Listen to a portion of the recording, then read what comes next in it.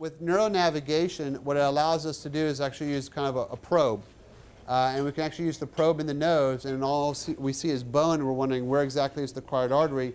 We can actually use that probe to isolate where it is, making the surgery more safe, allowing us to go where we need to go and not where we don't need to go. This is what you were asking earlier regards with an endoscope. You can actually see the individual anatomy. This is after a pituitary tumor has been removed, and you're actually seeing the floor of the brain, which is called the diaphragma sella. Right here is the actual normal pituitary gland, which looks different than the tumor. And actually, in this case, you actually can see the carotid artery with the endoscope, something that you often would not see if you're using a microscope because the window of the view is too limited.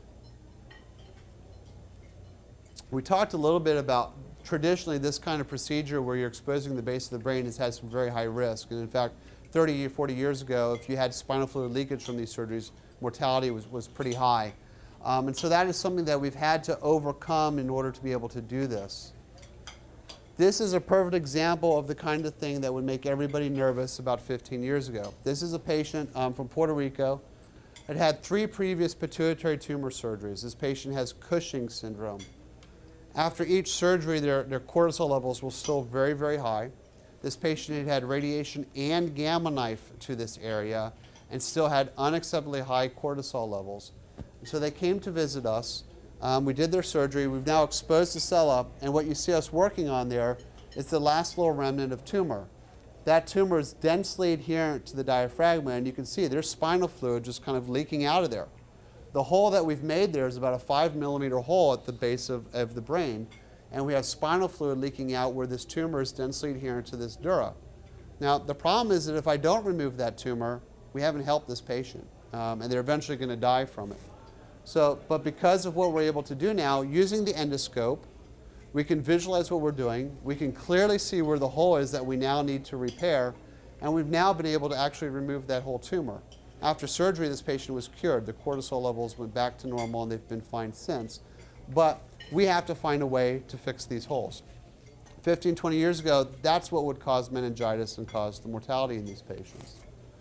So refinements in the techniques that we have, now the risk of someone getting an infection from this kind of surgery is less than 1%. In fact, knock on wood, in 7 years, we've not had a single patient with an intracranial abscess, or we have not had any complications related to meningitis.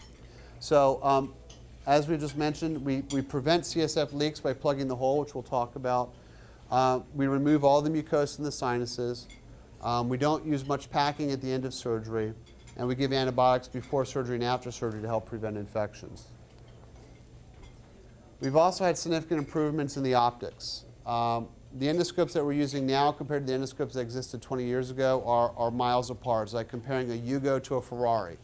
All right, nowadays we have high definition 1080p monitors. We have these 3 to 4 millimeter endoscopes that give high resolution images. The endoscopes have angled lenses, so you can look at things with a 45-degree angle, a 30-degree angle, a 70-degree angle. You can look up, down, sideways. You can do all these things that 20 years ago you couldn't do. The profile of the cameras is smaller, the intensity of the light is brighter, and so the technologies have improved. There's even a 3-dimensional endoscope that's out now that we've actually toyed around with a little bit. Its resolution isn't quite as good as the high-definition 2-dimensional endoscopes, but I do suspect within the next couple of years it's going to become a standard and it's going to replace the 2D endoscopes. To kind of put it in perspective, the difference between using a microscope and a tube to do the surgery versus an endoscope is this is the kind of picture you would normally get if you did a transsphenoidal surgery. You're kind of looking down a pipe. This is actually in Puerto Rico near the Capitol building in San Juan. And then when you use an endoscope, you're advancing it past where all those barriers and walls are in the sinuses, and you get an image that looks more like this.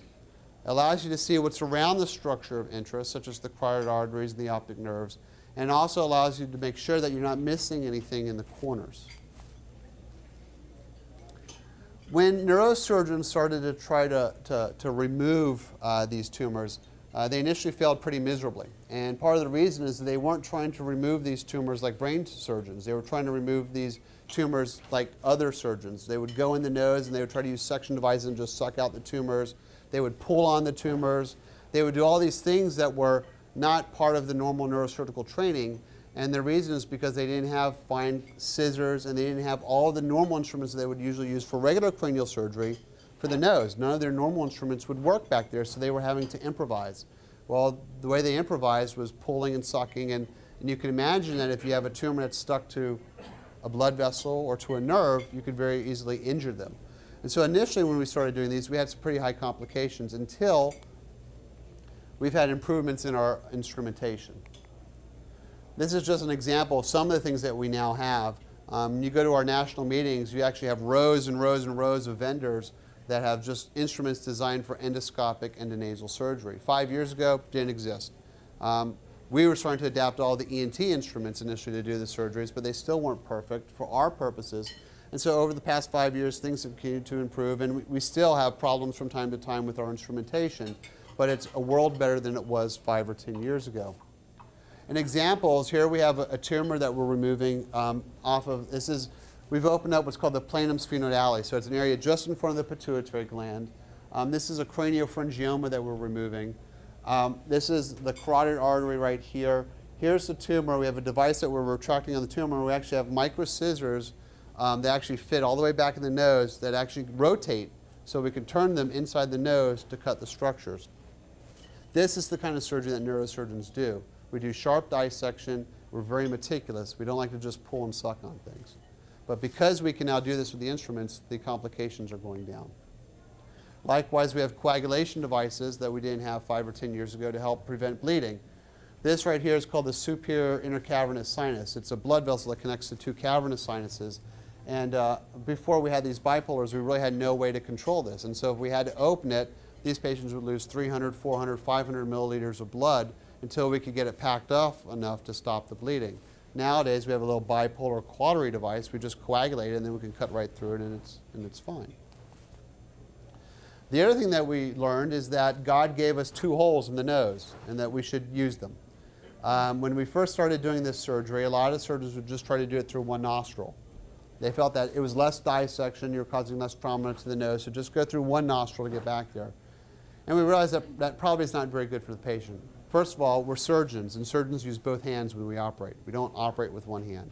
And so trying to put both hands and putting 2 instruments through one nostril and not utilizing the other one didn't make much sense. And so now we use what's called binaural technique, and it allows the surgeon to use both of his hands.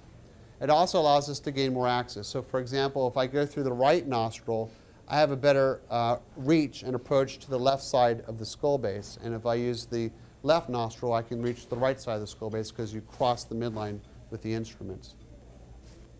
So this is kind of an example. Here we have our sinus endoscopist, Dr. Spector, who has got the endoscope in the nose, and you can see 2 hands in there with 2 different instruments dissecting and cutting at the same time. So here we have 3 instruments in the nose, but you can get fancy and you can put more. Here we have 4 instruments in the nose. So ENT can sometimes use suction and hold the camera while we're cutting, coagulating, removing tumor, working as a team to try to remove these tumors. This is not something that one person can do. Advancements in imaging have also helped us a lot. Dr. Spector and I, when we do these surgeries, we often are sitting before surgery and looking at the imaging for a few minutes. We want to know where the pituitary gland is relative to the tumor because we want to preserve the pituitary gland. We want to know where the pituitary stalk is. We want to know where the optic nerve is. And with advancements in imaging, we can now see that stuff pretty good, and it allows us to create a good plan. It also allows us to know whether or not we can do the surgery through the nose. Sometimes there are barriers that would prevent us from being able to get to a tumor.